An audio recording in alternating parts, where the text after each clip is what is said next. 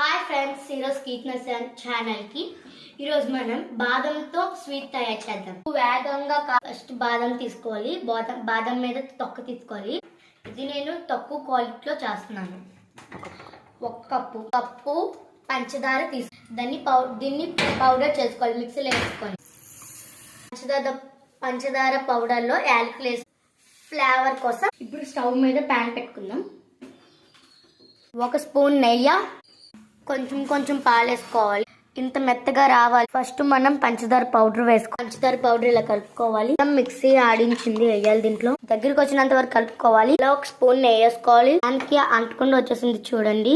అలాగైతే దగ్గరికి వచ్చినట్లే. ఇది ఈజీగా చేసుకోవచ్చు ఇంట్లోన. చిన్నపిల్లలకి చాలా ఇష్టంగా తింటారు. చాలా ఒక ప్లేట్ తీసుకొని దాని మీద నెయ్యి కొంచెం రాసుకోవాలి. ఇలా వచ్చాక ఒక ప్లేట్లో గీ రాసుకున్నాము. అది దీంట్లో వేయాలి. ఇలా ప్లేట్లో వేసుకున్న తర్వాత దీంతో కలపాలి. ఇలా చల్లగా అయ్యే వరకు కలుపుతూ ఉంటే చాలా మెత్తగా వస్తుంది, బాగుంటుంది. ఇలా ఉండొచ్చేంత వరకు కలుపుకోవాలి. ముందు మనము నెయ్యి రాసుకోవాలి చపాతీ కర్రకి. ప్లేట్ వెనకాల కొంచెం నెయ్యి రాసుకోవాలి. ఇలా ఉండ చేసుకొని ప్లేట్ వెనకాల పెట్టుకోవాలి. ఇలా కట్ చేసుకోవాలి. మనం ఈజీగా బర్ఫీని ఇంట్లోనే చేసుకోవచ్చు.